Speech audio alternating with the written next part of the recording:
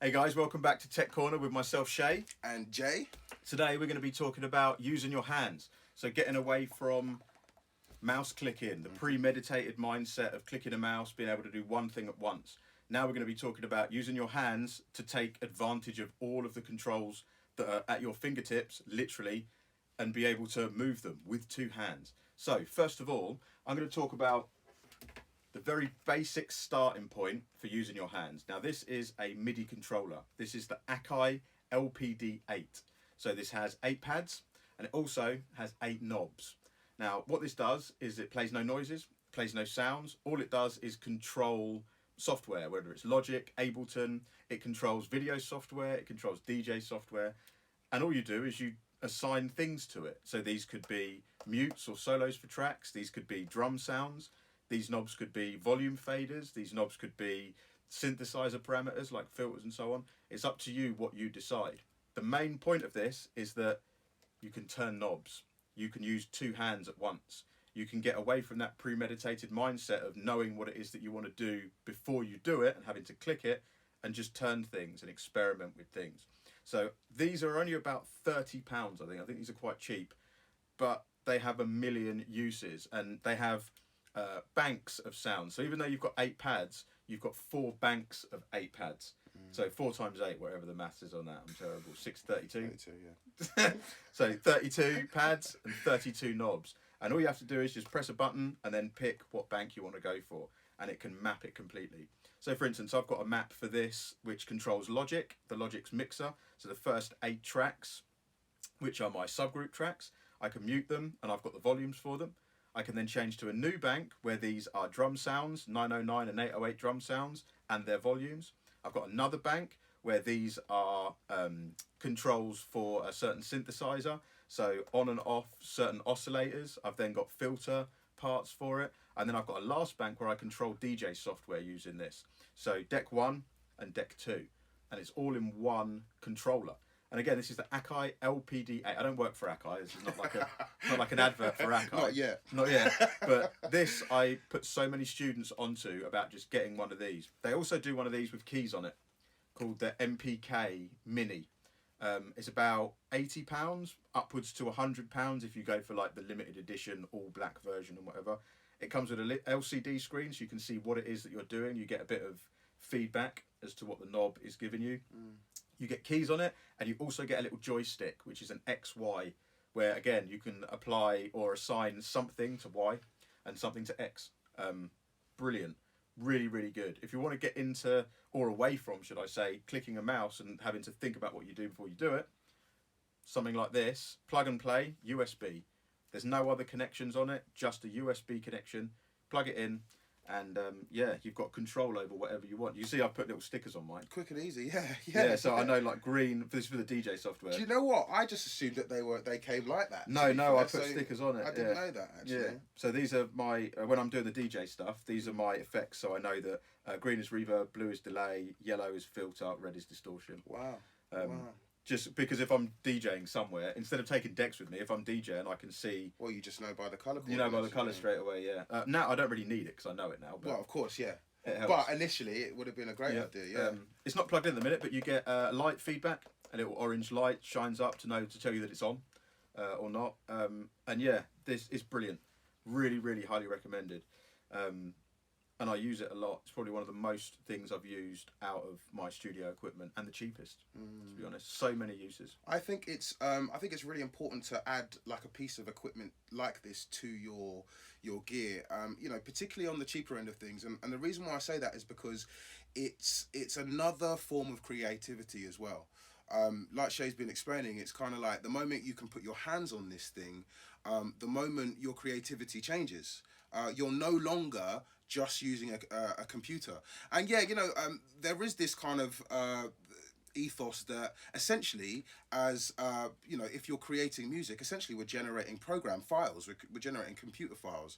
So to remove yourself from that techie element a little bit and come back to the musicianship a bit, the hands-on feel of it, something like this is going to be fantastic in getting you used to that process. I mean, especially if you're doing things like composing music, so composing scores or composing orchestral music, to get automation's very important in that sort of thing, and like expression with the instruments. Having these knobs assigned to certain things like dynamics, expression, reverb amount, volume, you can play it in and then go back over the top and record your automation instead of with a mouse. Yeah. And you've got two things, like two hands. So like so many times that relationship, so say the relationship there and there on two controls is only going to be visible to you and found out and heard when you have two things to do at once. Yeah. You're never going to do that with a mouse because you can only do one thing at once. Yeah, that's it. And the whole, I say it a lot, it's the premeditated mindset of using a mouse. When you've got a mouse in your hand, you think about where you're going to move it, and then you do the thing you just thought about. Yeah. And then your whole mindset is do what I just thought about doing. Whereas when you turn a knob, your mindset is behind your action. Absolutely. And So- it's more feeling, isn't it? You know, when I use a mouse, one of the things that I suffer from is I like things to be even. Numbers. Yeah. Exactly. I'm exactly so the same. I see, you know, rather than 3.9, it has to be That's 4. to be 4. You You can't. know what I yeah, mean? you're And not whereas lunatic. something like that, it's feeling, it's what you hear, it's like you responding to, you know, what's audible as opposed to what you see. Yeah. And that's really old school mixing techniques as well, isn't it? You know? I had this as an EQ controller. So this was my controller for an EQ. Brilliant. On my master bus. So when I had no mastering hardware equipment, my first EQ was I used this. Wow. So instead of, because from coming from a mastering studio, using that all day and then going back to my place and not having the mastering gear, having that hands-on feel. Amazing. These were the on and offs for, so like filter, low filter on and off, high filter on and off, Wow. 2 mid bands on and off. And then I had these, which were the controls. So the EQ volumes and then their cue points. And I could it was brilliant. Lovely. It was so good. Lovely. And it's just Shaping the sound. Shaping the sound, but with your hands. So like, Literally. just literally turning it and listening, not looking at the numbers. Because I'm like you, I can't, if it's not a 5 or an even number, it can't happen. It can't happen anywhere, It even can't on the volume in the car. Isn't it? It can't happen. Absolutely. My no. partner drives me insane with it. She'll leave it on 13. And it's like, how can we be together? How does that happen? Chalk and cheese, man. Yeah, but with something like this, that it's out of your mind. You don't think about that anymore. Yeah. You just listen to the sound, and you get those happy accidents. And it's those happy accidents Absolutely. that spark more creativity. Absolutely. It's so much more responsive, you know, than a mouse. Yeah, And I think it's feeling. it is, and it's getting you away from a screen. Even though you might still be looking at the screen, it's getting you away from the screen. Yeah. And getting you more tactile with the music. You're getting Absolutely. yourself into the tune by Absolutely. controlling it. Yeah, absolutely. I think it brings out the musician, really. Yeah. You know, when you think about music generally, you know, the instrumentation of anything, it's acoustic form by nature. Yeah. You know what I mean? And so that is without screen.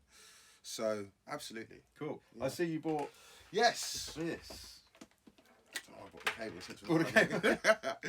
The Machine MK3. Fantastic piece of hardware, actually. It's one of my most go-to used piece of equipment when it comes to sampling and when it comes to drum programming, particularly. So similar to the MPC, the Akai, we've got these pads, which of course there's 16 of them. They all light up, sometimes different colors depending on what banks you're using. These options here allow you to change the bank, so I can have essentially 8 different 16 option banks set up at any given time. And the rest of the controls, I mean, these buttons down here all have a very specific purpose. So for example, mute, solo, select, duplicate, variation, events, patterns, scenes, and so on and so forth. Got a lovely display up the top. This is slightly a bigger display than its predecessor, which was the MK2. And this screen brings up several options depending on what it is that you're trying to achieve at the time, including turning it into just a MIDI controller, as well as a sampler. So whilst I predominantly use this in conjunction with Logic and my DAW, other producers, like Shea, have many other uses for it.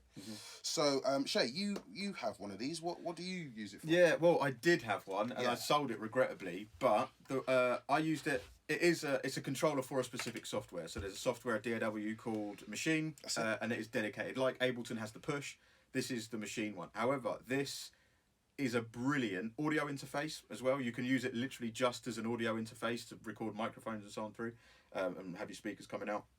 But it's got a user mode in it, so you can program it and map it to do anything, because basically all of these knobs and all of these buttons are exactly the same as these knobs and these buttons in the back end in how they work. So all they are is on off, you put on off with how hard, so velocity and on off, and continuous control, CC control for MIDI. So the knobs are round, you just go from nothing to 127 possible steps, and the pads are on off from nothing to 127 possible steps of velocity.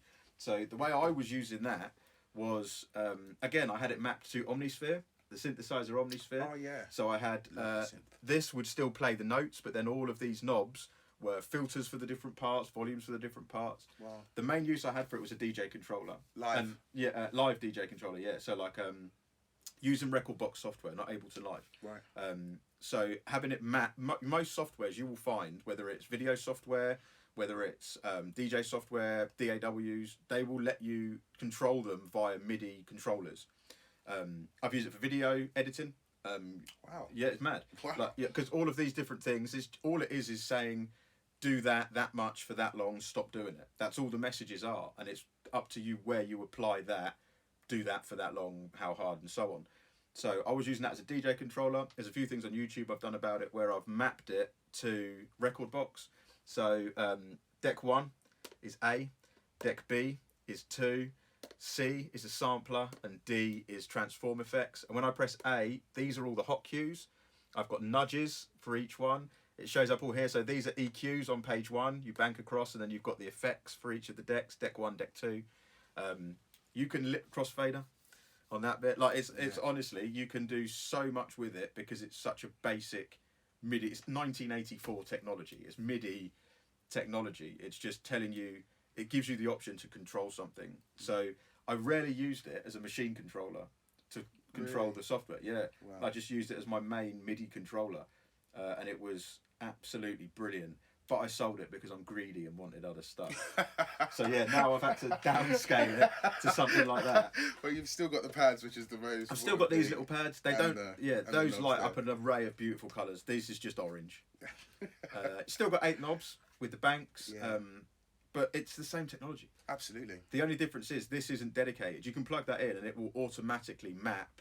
You can get mappings for free to Ableton Live, so you can use it like a push. Where these are, it's exactly the same as a push. Basically, you just have 16 pads instead of 64. You just have to bank across them. Right. Yeah, there's loads. It's all about mapping then, essentially. It's all about mapping it. Yeah, get into a user mode. So getting into the customizing it to work for you, rather than using it how it's made, customizing it to work for you. I don't want that to be what it tells me it's going to be. And it comes with software where you can change it. So I can say that is cutoff filter. I can change the color on the display for it. I can name it in the display, everything. I get very geeky with stuff like that. Very into it. It takes over a good afternoon. That's but brilliant. It's worth it because then you've got all of these different mapping possibilities for loads of different softwares. Like I've showed up to places with that, and like, what are you doing? It's like you got a DJ in 10 minutes. Like, yeah, I know. I'm using that, and then just open the laptop, plug that in, bosh, press play, and like it's all pre-mapped, so all the hot cues and everything, and all the marker points, all the looping points are done, and it's customized so it works for me. I don't have to learn a controller. I tell the controller where I want the things to be. But it's hands-on. Again, it's not just clicking a mouse and putting in dots in places and drawing lines with mouse, line, pencil tools and that. It's turning the knob. You're never going to get a perfect straight line doing it by hand. No. And music isn't perfectly straight. No. No instrument is perfectly straight. Or perfectly played, for that matter, actually. And sometimes it's those small human errors that actually make a song a song, you know.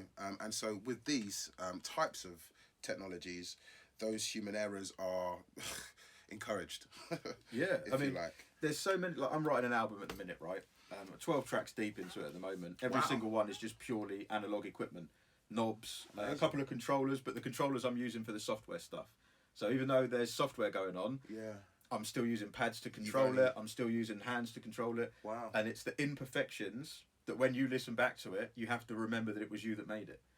Whereas a tune where you've sat there with a mouse, you listen back to it and you know exactly at what point you lifted it because you're so into it. Absolutely. Yeah. And essentially a computer made those moves for you, didn't it? Through its ability to change that 4.8 to a 5. Yeah, Do you know exactly. what I mean? And it's hard. Like, I don't want to open the automation screen once I've done it with my hands because it's just point sevens everywhere. Do you know what I mean? Like point three, and I'm just like, oh. You see a line that sort of represents more of a zigzag. Yeah, and then absolutely. everything in you says make that straight because it looks better. Yeah. But no one's looking at your session when they buy the tune. No, absolutely. It needs to breathe and it needs to flow, and there's things that you'll do when you feel the music. It's normally when your face starts making weird facial expressions, where you just like, you turn something and you just make a weird bass face. Yeah, that's it. That's when you know it's like, yes, that's where it is. You don't get that. When did you? I've never made a dodgy face by drawing a line. Other than that, to look where the line is. Squinting to see if it's right. Never. You're absolutely right. And then those moments. That's feeling. Exactly, it's feeling. Those moments are only possible because you've used your hands to do it, and it's not just what your eyes are seeing, it's what your body is wanting to do. How would you say that this project then is different from your previous in feeling and in what you're getting out of it? Much more enjoyable. Really? I'd say it's more enjoyable. Yeah. The time goes quicker. I don't care if I make a mistake because I didn't know I was gonna I didn't have an idea. Mistakes. Yeah, when you go into the idea of using just your hands for something, the idea that you had at the start is okay to not exist by the end of it, because what you get at the end is a complete surprise. Right. And it's normally okay because it's your true representation of what you wanted to do at the time. Yeah. Whereas everything that was in the box and was like a mouse pad, it's not as enjoyable. It's more work than it is play. Yeah. Literally. It's labour. Yeah, it's less play. You're not playing. I stand up more now when I'm working. Yeah, I stand up a lot more because I'm in it. Yeah. You're in it and you feel it. It's your whole body now, isn't it? Yeah, and before you know it, an hour's gone. Wow. And you don't feel bad about not having a tune finished in an hour or 2 hours because you've had fun doing it. You were doing something, weren't you? It wasn't a race to click. Exactly. Yeah. You don't understand how much of a different mindset you get just by doing that. And the understanding that you doing that turns that in the computer. Well, if I did that, I could put that one to that one. Yeah. And if I those together, you get that sweet spot between the two, which would never happen with a mouse because it's impossible. No. Yeah, I mean it's possible, but you'd have to turn that one, then turn that one, then that one. Yeah. And it's boring. Yeah. That is just click, essentially by the time exactly. you're done. 1,000 clicks per song. And that's it. Do you know what I mean? And there's less undo. There's less pressure on yourself to make sure that it's perfect. It's having control over an instrument. It's an instrument. That's probably what I'm trying to get at. Yeah. I don't play an instrument. I don't know if you do. If you play I know you play keys and stuff. Yeah.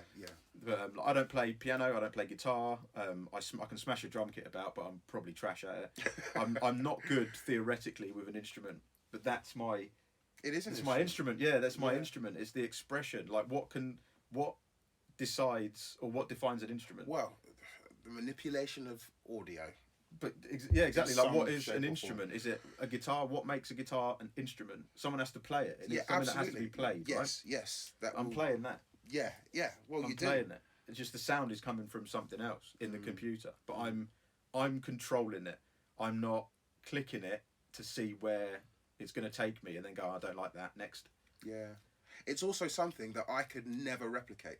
Yes. If you and me went through the same pass and I tried to do exactly the same line as you. If you and you did the same absolutely. I'd never get it the same. And that is really important because that means that there is a very unique element to every song that you're putting out. Yeah, always. You could use the same sounds, just the way that you manipulate those sounds, filter those sounds.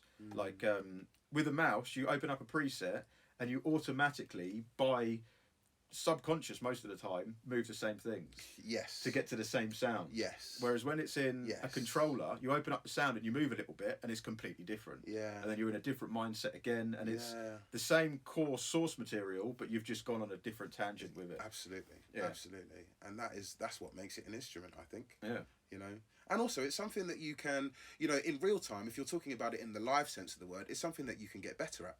Of course. Do you know what I mean? Through practice, similar to an instrument in that regard as well. Yeah. You can get smoother transitions. You can have like you said, you don't even rely on these dots anymore. No. I just don't want to take them off because I reckon that it'll be well, I mean, it might well do.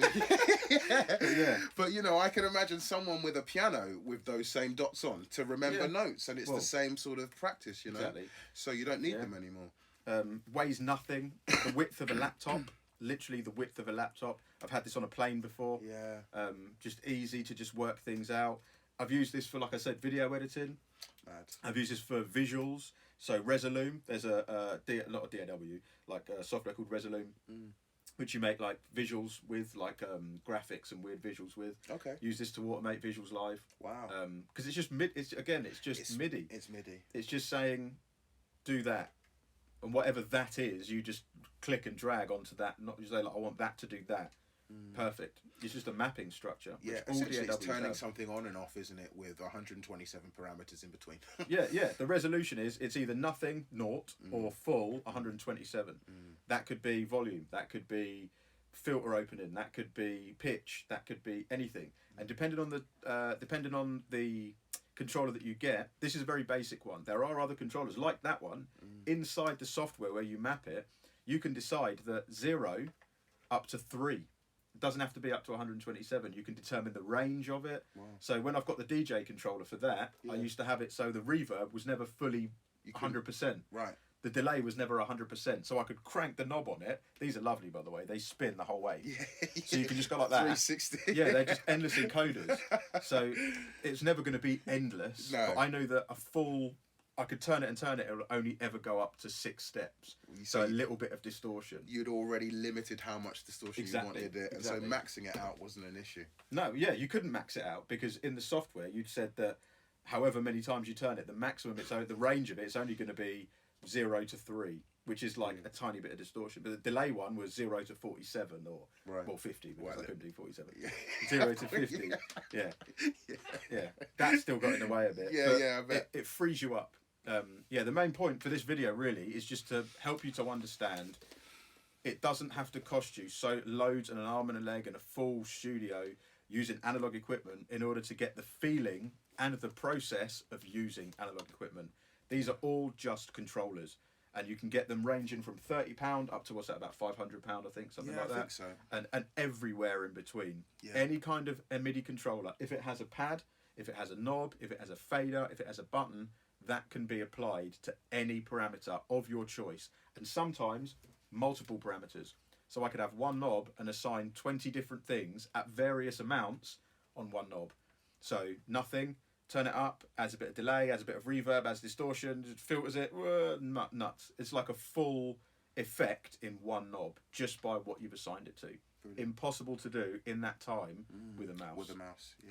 And you're never going to get the relationship between the sounds like you do when you use your hands. Yeah.